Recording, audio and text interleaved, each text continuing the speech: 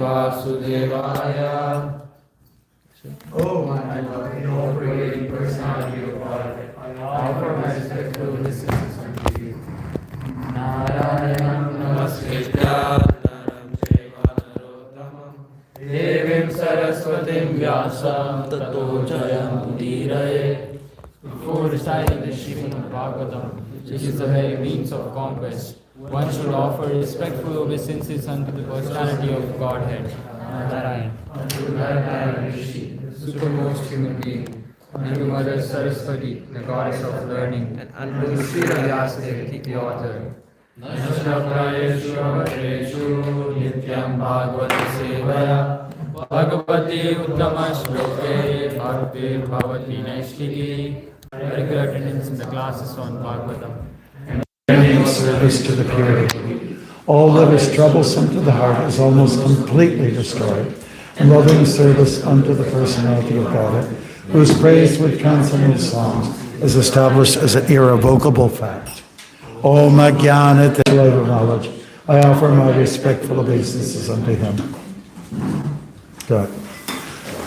Hare Krishna, everyone. Today's verse is from Canto 7 of the Srimad Bhagwatam. And it's a mystery chapter and a mystery verse. So soon it will be unmystified.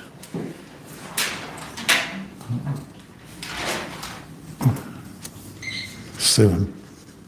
The chapter, the Canto 7 is already written, right? Yes, but here we were summary. Doing a summary. Is there a verse? There is not defined what's Maharaj, like Just have to do a summary of the whole canto. Oh my God.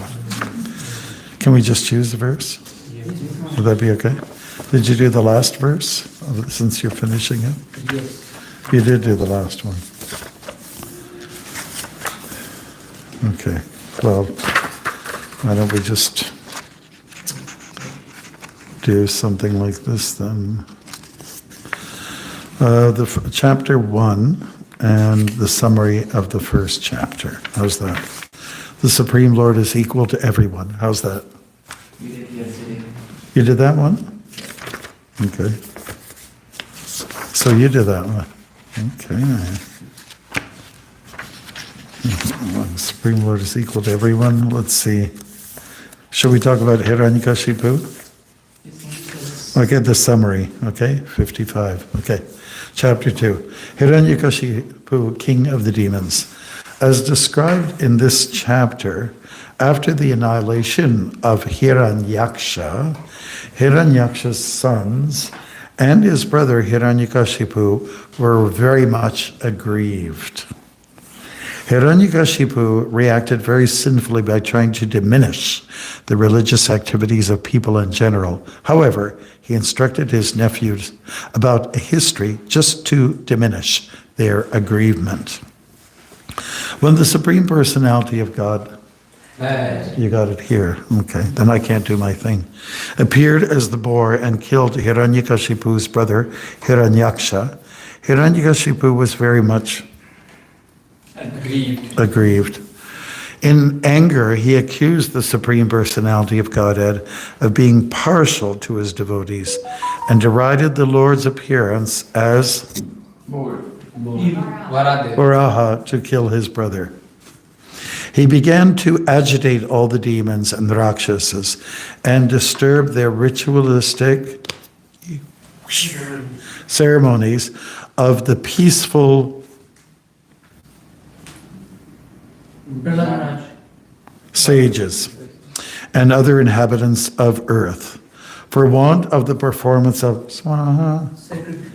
yagya sacrifice, the demigods began wandering unseen on earth. After finishing the ritualistic funeral ceremonies of his brother, Hiranyakashipu began speaking to his nephews, quoting from the Shastras about the truth of self-realization. Life, man. Life. To calm, subdue, pacify.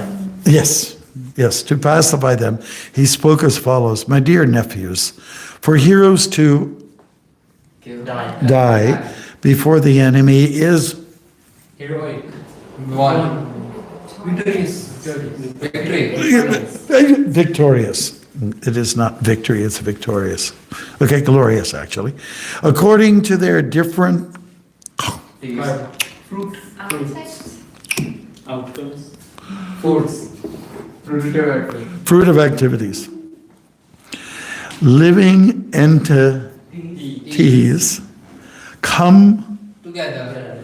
within this Material world and are again separated. stated by the laws of nature. We should always know, however, that the spirit soul, which is different from the Body. is eternal, yes, inadjustable, pure, all pervading, and aware of everything. You know what thing? Have you ever seen the Addams Family? Da-da-da-da. Okay.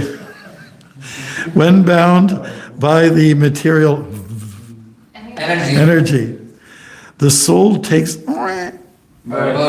in Higher. and Lower. species of according to the varying association, and in this way receives various Right.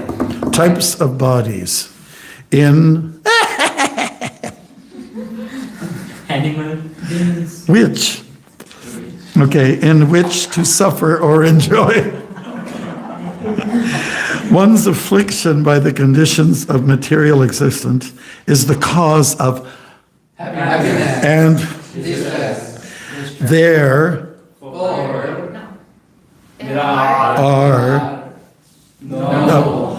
other causes and One. should Never.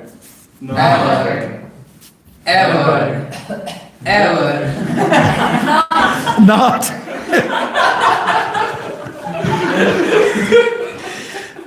be aggrieved upon See. the superficial actions of Time. one word, first syllable, Grab. kar, Ma. ma. Karma.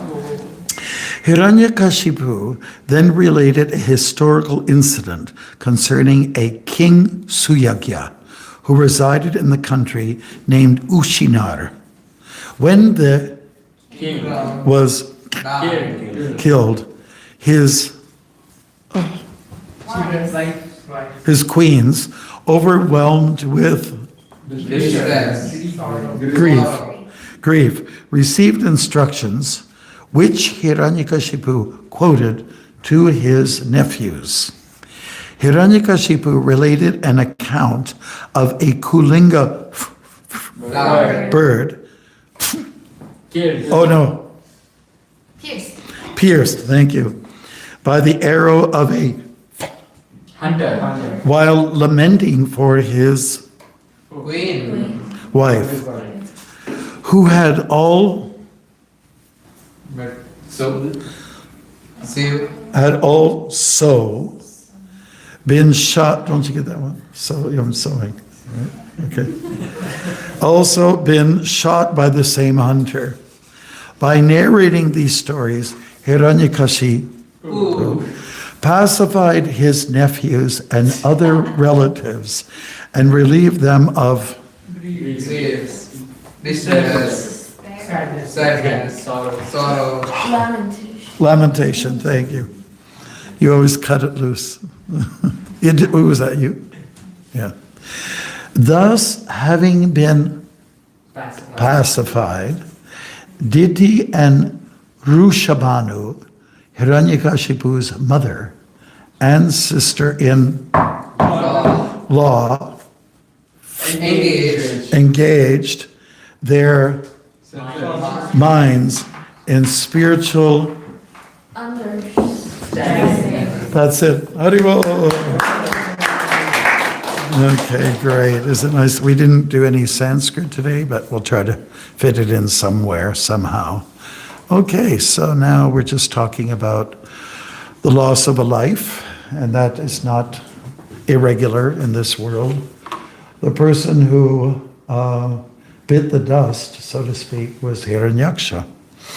And Hiranya means gold in particular, yeah?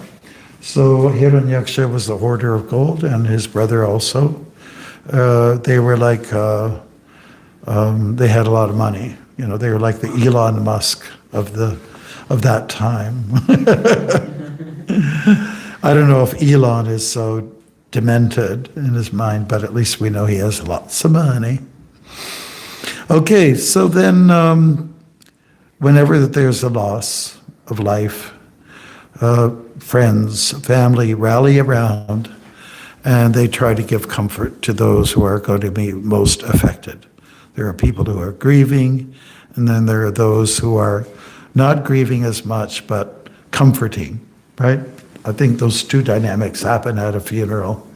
I do go to a good number of funerals. Every year I go to several, and I always start the chanting going because it's so depressing. I just have to tell you, so depressing. Everyone's in black, and I almost feel like saying to everyone, take those black coats off, clothes off, and put some yellow and pink in your lives.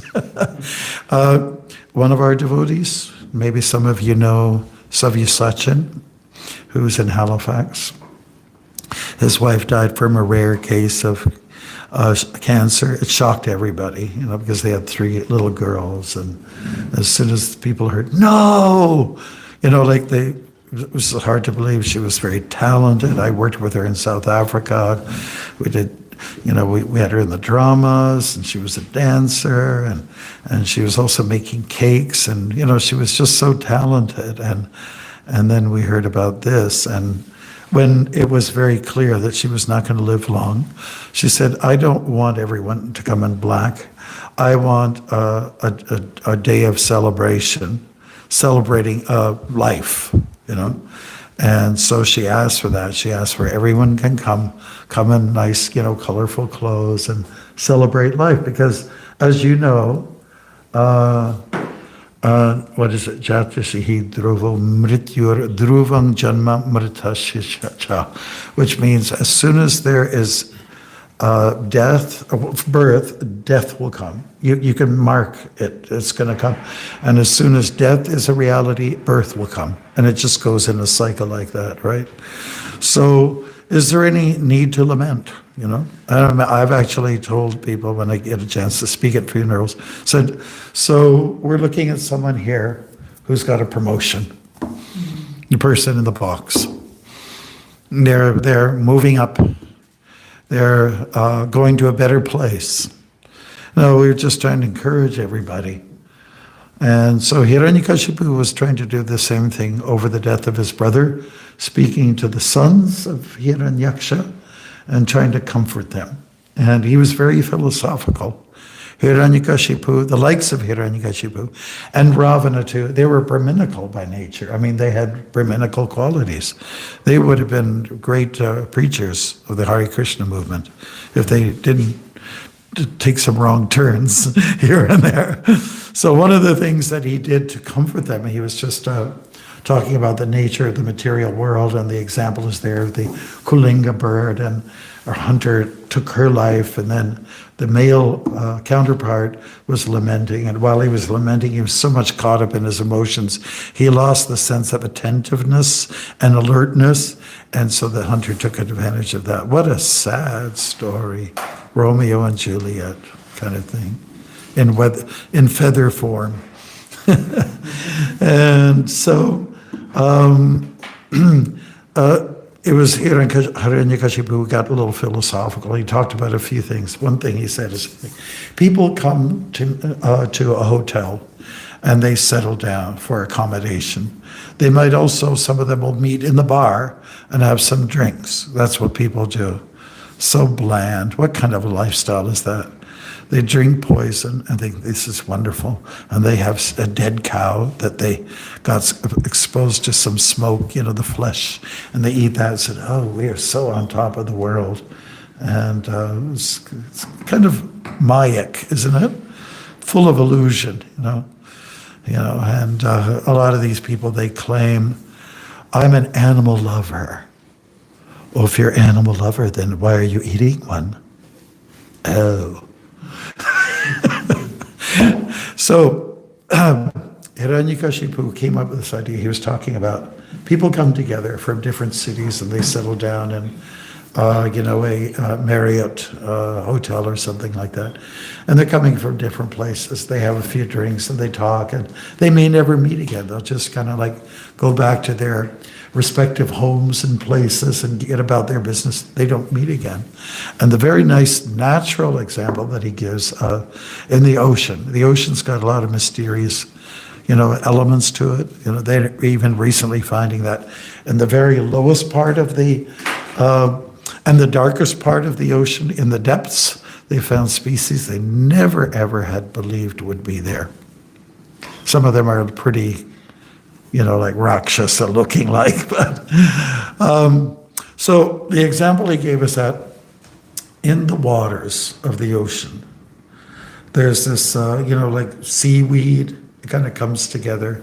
It gets entangled. You know how it is in the currents. Goes like this, and they kind of might lock in for some time, and then the currents come. Maybe there's a heavy current that comes from underneath, and then they separate these two pieces of seaweed, and they never come together again. Never, because once they hit the shore, someone's going to gather them and eat them. Is anybody into seaweed? Is anybody into seafood like that, green stuff? Ugh. For me, it's to each his own, I guess you could say. But anyways, the point is people come together and then they disperse and they don't come together again. So how's that for some analogies? And it's not my work. It's the work of Hiranyakashipu, who's quoting from some Shastra. He's got the ideas from some enlightened people, Brahmins, and who are giving these analogies. So don't get too attached. Have you ever heard about people say, I'm trying to find my soulmate? Have you ever heard of those kind of people? Or if they found somebody that the chemistry is right and it clicks really well, say, I found my soulmate. And but it doesn't always happen. Actually, one of our devotees in Calgary, what's his name? Hari, forget his name right now. South Indian boy, a man. Grandfather now, and he wrote a book about this topic, soulmates. It's very interesting. He's a fantastic writer, and he just inserts in the entire book all the philosophy of Krishna consciousness. So very, very skillfully, he's sort of hidden it. He doesn't give it a religious flavor, more of a scientific one. But the book opens very interesting. The setting is in an airport, and there's a man sitting there. He's got African descent, a black guy, and then there's a woman who's walking past. She's walking by, and their eyes meet, and ding! I know that person. Something resonates. And then they actually started talking and getting together, and they considered that they were now soulmates. Now I'm not going to tell you the rest of the story. You have to read it yourself. But it's all about soul mating, and everything goes really good, and then it turns a little sour in the end because they realize that she in a former life was a slave catcher, a slave owner, and he was the slave, So that kind of they tried to go back. They went and researched in the deep south, if these people are really alive, because they had some idea they were these individuals. They related with them, and so it kind of goes sour from that end. Can you imagine that? That's what happens sometimes. So since we're speaking about philosophy, the one thing that I really like out of the Bhagwatam is when Bharat, Jada Bharat. Does anybody know the story of Jada Bharat? Yeah. Jada means somebody's kind of slow, you know. And he definitely portrayed that externally, but internally he was very evolved. And so he was big-bodied. So he appeared like a dullard, you know, like he didn't have much up here, but actually had a lot up here. He just wanted to disguise it. People took him the wrong way, and he was kind of on his own. And there were these dacoits that, I won't give you too much of the story, but let's go to the point where, because he was big-bodied, he was enrolled to take up a job to carry a palanquin for the king.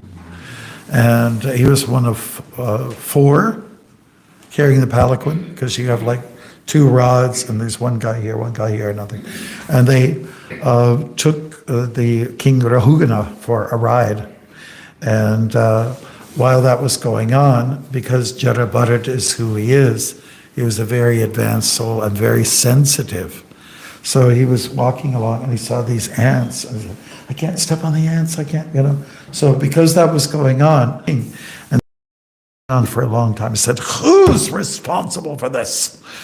So, you know, everyone stopped, and the guys who were carrying the palanquin, the palaki, I guess that's what you call it, palaki, they looked at the guy who was responsible about it. It says, who gives you the authority to act like this, you know? You make this ride proper, you know? And then Jada Bharat got very philosophical, especially when the king said, listen, I am the king, I'm the Maharaj, and you have to do what I say. So you know what Jada Bharat said? It was kind of like a smart aleck line. He said, well, you may be the king, and I'm the servant, but in a previous life, or in the future, I might be the king, and you'll be the slave. So can you imagine how the king reacted to that one?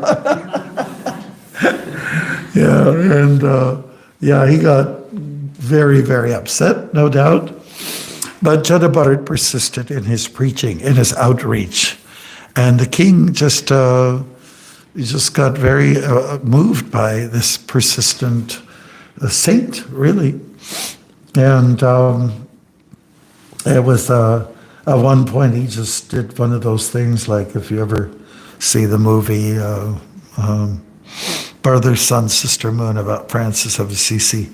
Francis he had voluntarily taken up a vow of poverty, and he lived like in rough clothes, like a yogi from India, right? And he went to the Vatican. He went to where the Pope was, and it's a very touching scene that, you know, the Francis is speaking to the Pope, the hierarchical, you know, the pontiff, the guy at the top, you know, and Francis was speaking so humbly, very philosophically. He was talking about, we don't need to accumulate much. Consider the lilies of the fields. They're just in one place, and they don't require any, the water will just come to them. The sun will just come to them naturally. So the Pope he got off his throne, and you have to see it. He comes down the steps, and everyone's wondering what's he going to do. All of his you know, cronies, if I could use that term. That will be a bad word if anyone was Catholic here. He got off his throne, and he came and he put his head by the feet of Francis, kind of like a Vedic thing. And the Pope, I can't remember his name exactly, he just said, you put us to shame. You know, he's talking about his people. And the reaction from the people, oh, this is, you know, the way they reacted, just like the rabbis with Jesus, and all these people who have a high position spiritually can get very puffed up, right? and they're supposed to have all this wisdom, but it's only up here. It's not really here, right? And so they're missing something. Like we talk about smarta brahmanas, you have to really be careful about them. They are ritualistic. They yell and scream at people. They believe they have a monopoly on Dharma. No one else can get in there. So, you got to be careful of these kind of people, Prabhupada also warned us. If you read the Chaitanya Charitamrita, he's warning us about certain people. If you go to, say, Radhakund, there's just a thick population of people who are so-called advanced, but they're actually just charlatan meditators. Most of them, not all of them. So Prabhupada warned us, don't go to these people. So mityachara, you've heard that term? It's in the Bhagavad Gita. Do you want to find it out? Mityachara, so uchate. Well, let's break up that word, mitya and achara. Pretenders? Yes, yeah, pretenders. If we break up the word, mitya means false, right? And acharya or achara refers to teachers, right? So we're going to find that verse. And it's right in the beginning. 3636. Okay, mityachara sa uchate, yeah. So let's go to, you can learn that verse if you want. Pretender, when you break it up, this means false. Like mythology comes from this. Mythology. Science is real, but mythology is not. I want to share something with you. In mythological stories, there's a lot of truth. The essence behind mythological stories, there's absolute truth. Absolute. Just think about that. Okay, so pretender. Let's read this together. 1, 2, 1, 2, 3. One who restrains the senses of action, but whose mind dwells on the sense object, certainly deludes himself, is called a pretender. Okay? There are many pretenders. Should we do it together? Is that better? Okay. 1, 2, 3. There are many pretenders who refuse to work in Krishna, but make a show of meditation, while actually dwelling the mind upon sense enjoyment. So these are the kind of things that we have to be mindful of. Prabhupada was a pharmaceutical person, he was selling drugs, like bona fide drugs, of the pharmaceutical businesses. He was traveling around, and that's what he was doing. He was very good at his job, selling the point. And he would say sometimes in the drugstores, they have bottles with colored water, and it's not the real medicine. It's just, fake. But it makes you believe, just for a show display. Show bottle. Remember, he uses that term, show bottle religion or show bottle people. So it's not genuine, it's counterfeit. So we have to be a little careful and be very discerning and very discreet about who we talk to. Not just any person who's wearing saffron is a person who's qualified. Don't be fooled by the color. Color can lead you into dark places. Just like glare will do it, you go, they used to call Hollywood Tinseltown. People, let's go there. We can see the stars, there's one I was talking to Ganganath, he's with us for a couple of days. He said, I met a man from Colombia, because Ganganath is in LA, he lives in LA. He met a man from Colombia. I said, I came all the way from Colombia. I just wanted to come to Hollywood, and I wanted to see the stars and entrenched in the sidewalk, where people get recognized, for their fame or their talent, So, Hare Krishna. Do not be fooled by the charlatan meditators, by the pretenders, or, those show bottle religionists, and don't be fooled. And, what is the way to check and balance this so you won't get fooled? What is the way to know if someone's genuine or not in the spiritual realm? Yes. If it is coming through a bona fide disciplic succession. Right, yes. Just, can you elaborate just a little bit more? Or we can take some help from others.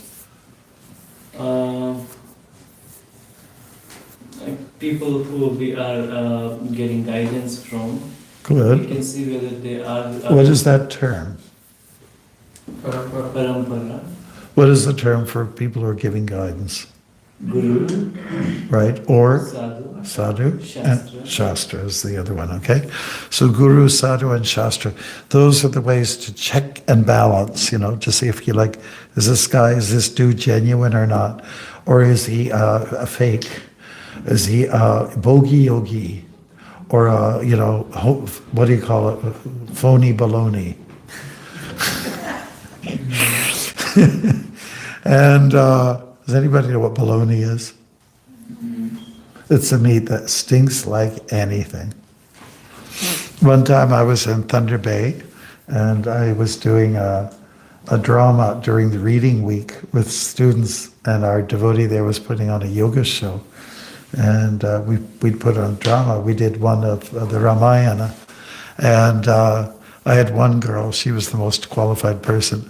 And she played the role of Sita, but she came to the practice one day after eating bologna. I says, oh my God, she wasn't really so qualified, but we worked with whoever we had to work with. Okay, so, don't fall for the scarecrows. You know what a scarecrow is? Does anybody know a scarecrow? Yes. Yeah, there's somebody, they erect this thing. Like a scarecrow full of stuff with straw, and the birds will stay away because, there's a man there, you can't go there. They sometimes have, the pigeons, they come and poop all over the place. And you know how to scare them? Just. How do you deter them? We just have a dummy kind of thing which kind of scares them. Well, what is that thing? Yeah, this one. No, well, that's a scarecrow, but what do you do? That's true. Take your pick, whichever one you like. But just to keep away the pigeons, what a lot of people do? Like Having keep cats around. Well, cats don't fly too high. keep your feet like small, lightly. Does anybody know? It's another bird. It's like a decoy. It's like a fake. It's an owl. You put an owl up there. So when we went to see Jai Sri, he's not here yet. When I went to see Jai Sri in the hospital, at the entrance, they have an owl up there at the entranceway, right in the middle. And guess what? All the pigeons are sitting on it, pooping on it. It wasn't working. It wasn't doing his job, So basically, the real owl will do his job. He'll definitely scare these pigeons away. They'll just not come around. So just have to be careful. Be very discreet. That's the word to use in terms of going around trying to find the absolute truth. One has to go to the right source, to the people who know what they're talking about and who are walking the talk. Walking the talk. In other words, no hypocrisy, no two-face, no duplicity. You know what I mean by being duplicitous? Saying one thing, but meaning another. Saying one thing, I'm doing this, but doing another. So one has to be careful about those kind of charlatan meditators. That's how it's put there.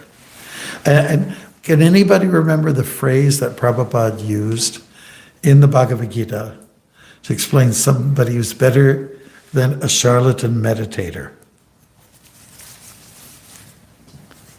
Does anybody remember? Can I give you a hint? Sleeper. Yes. Sleeper. Yeah, and? Street sleeper. Yeah. Dog. Better to be a humble sweeper of the street than to be a charlatan meditator, you know? So it's a matter of being genuine with your spiritual life. It's a matter of not, it shouldn't be just a facade, you know, it should come from here, you know. And while we're chanting Hare Krishna the morning, we try our best to be very focused, you know, and to make it very genuine as much as possible. So the time is up right now, and there's at least one or two heads that are bobbing, so I feel kind of bad about that. So if there's anybody who has any questions or comments, then I'd really be happy to hear about it, you know. Si, senor. So Hare Krishna Maharaj, Maharaj, you said that we should not follow the bogus, the bottle meditators. Yeah. So some people are there, like they are devotees of Krishna, but they are following to such people. So what should we tell them? Well, if you like those people, you try to steer them in a direction where they will be listening to the real deal, or what we used to say, the real McCoy. You know, bring them to the people who are enlightened. When Prabhupada was young, and I heard the story from Prabhupada, you know, in Atlanta, Georgia, where people talk like kind of funny, you know, different. Let's put it that way, all right? And Srila Prabhupada was talking about when he was first brought to see his Guru Maharaj, Bhaktisiddhanta, in Kolkata. And Prabhupada wasn't so interested because he was in college at the time. His friend Naren brought him to see a very nice saintly person. Prabhupada said, I know these people, I know these kind of people, because in their neighborhood where Prabhupada was growing up, there was a man who would don his clothes, you know, put saffron on, go to another part of the city and beg all day, and come back with money, and then just give it to at least he was giving it to his family, you know, but he was just putting on a show, an act, right? So, therefore, you know, we're just talking about being very genuine in what you do, being a real sadhu and not just a fake. Does that answer the question? Does it? What should we do? Well, Prabhupada finally met Bhaktisiddhanta then, and he was very impressed. He was really impressed. So if you see someone who's being, you know, sort of dragged by an individual who's not, let's say, being genuine about spirituality, then please help that person. Grab him by the arm, grab him by the, wherever, you know, grab him by the arm, by the hand, or grab him by the, hey, boom, Rasika, now I'm going to take you to someone who's the real thing. And that would show that you're doing your job now, you know. Anyways, this is not a real man, although he looks better than some humans that I've seen. Well, let's go for the real thing, you know. And before you settle on having a teacher, like the wonderful thing about ISKCON is that we've got a lot of great teachers, you know. Around every corner, Prabhupada said there's a Brahmin, or a potential Brahmin, right? And our job is to make Brahminical people. We've got a lot of, you know, brilliance here in this room here. And everyone here is pretty genuine. In fact, you know, you're so good, you're like too good. There's a song, you're just too good to be true. Can't take my eyes off of you. So, so, you know the song? You'll be like heaven to touch. I don't know, hold you so much. Okay, so it's, you know, let's go for the real thing. Let's go for the real thing. And kind of, ISKCON ensures this. Of course, sometimes you get a bad apple, you know, a rotten apple. We ever bought you know, in September you buy a bushel of apples. Have you ever done that, Pradeep, before? bushel of apples. I've seen in the store, like there are some rotten. Yeah, so there's a rotten one in there, and it makes all the other apples rotten. So what you have to do is take that rotten apple and throw it out, give it to the pigs or whatever, and then that'll ensure that if they won't contaminate, it's not going to be contaminated with the rest of the apples. So our job is to kind of keep things clean, you know? And it's up to the leaders to be a little bit watchdogs. If they hear someone's going a little astray in what they say, which does happen from time to time, and then that should be a red flag, right? Red flag. Okay, great. You had a point too. Yes, ma'am. You generally get what you seek for. People are getting a bogus guru. It means their desire was also bogus from within. Like whatever kathas we kind of, with the pastimes we went through or we have gone through so far, whenever somebody genuinely was seeking for absolute truth, Narad Muni appeared from nowhere, like in Dhruv Maharaj's life. Yeah, if someone is sincere, that's true. So it means the desire was pure, and when someone's desire is not pure, they end up getting the bogus guru. Yeah. What happens is even in the realm of food, you know, we eat all kinds of food and most of it's bad. People have a choice. You can have organic stuff. You have to go to those marketplaces where they sell those things. Most people just go for junk, you know? And even like pizzas, if you're eating pizzas every day, you know, it's white flour. It's lots of cheese. And for some people, even tomato is not very good for you.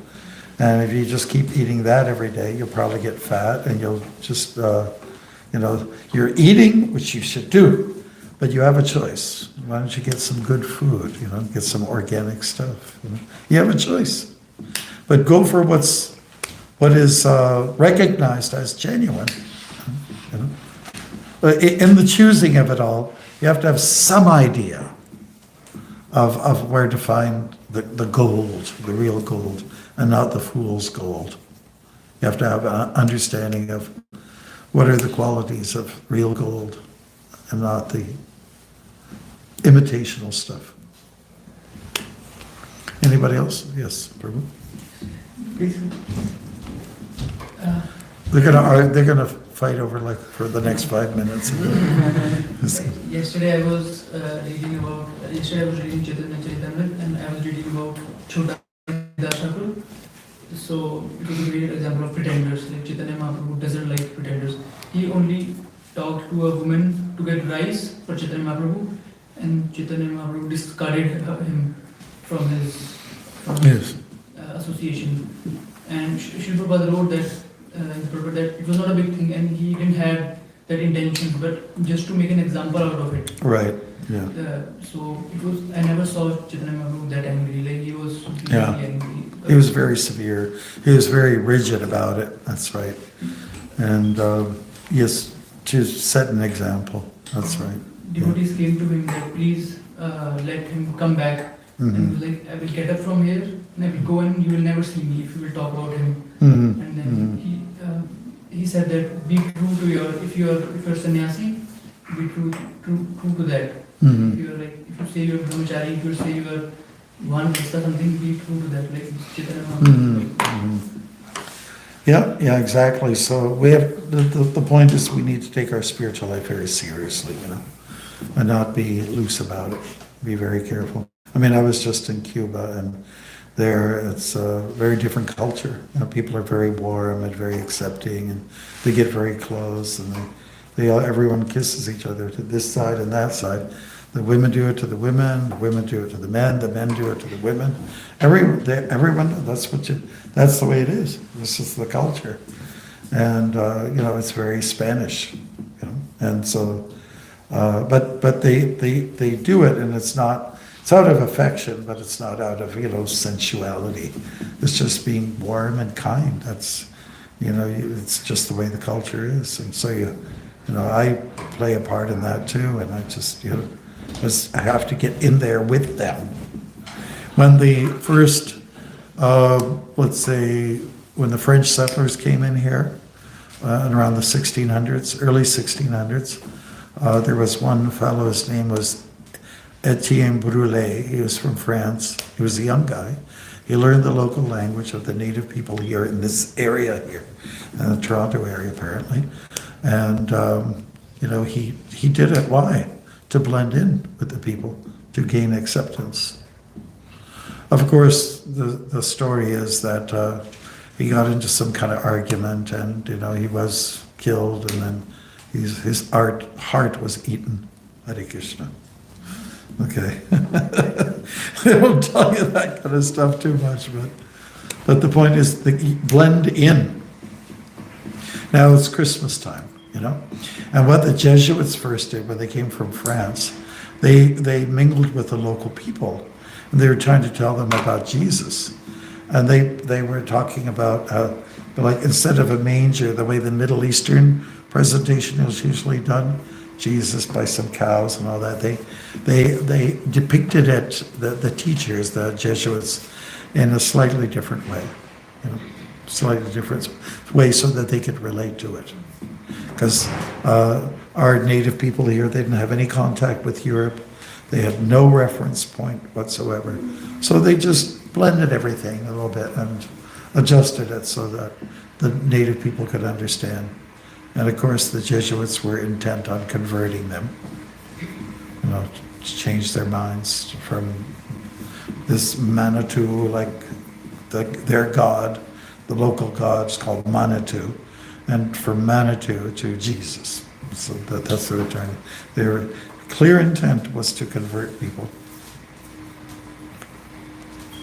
Did any of you go to Martyr's Shrine? I think we went there last year. We got Martyr's Shrine on the list. You'll find that place fascinating. You still have remains of the 1600s of where the French settled. It's an hour and a half north of here. Okay, I hope I didn't go off track too much, but I think the theme here is, let's say, well, what is the theme? What are some of the themes? And then we'll wrap it up with that. What were our themes here?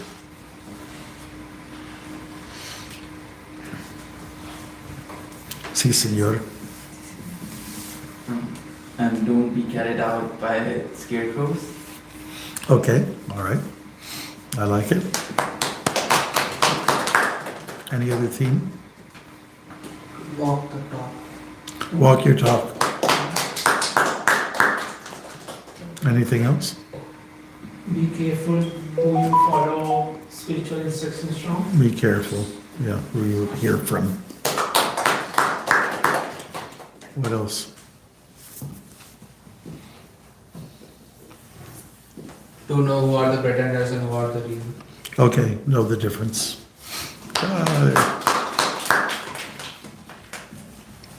Anything else? How do we start off? Soulmates. Don't get caught up in too much, don't get too much attached, because it's like we Don't are. get too attached. Yeah, Yes. let's be aloof. Anybody else? Death comes with birth and birth comes with death. Okay, bravo. You can know a lot of up here, but if you don't realize it here, then it doesn't matter. Right. More important than being a jnani is being a bhakta. But it's good to have some jnana. Just keep that in mind. Otherwise you'll be a sentimental fanatic, and we don't need them. We don't need fanatics. We need fun addicts. Fun addicts and not fanatics. Okay? I think it's pretty good. I think we covered this. Let's stick to our program here. Who wants some mercy? Okay. Oh! Sorry. So thank you very much. Vanchakalpatarubhyascha kripasindhiyascha patitanam pavanebhyo vaishnavebhyo namo namah. I want to thank you very much for those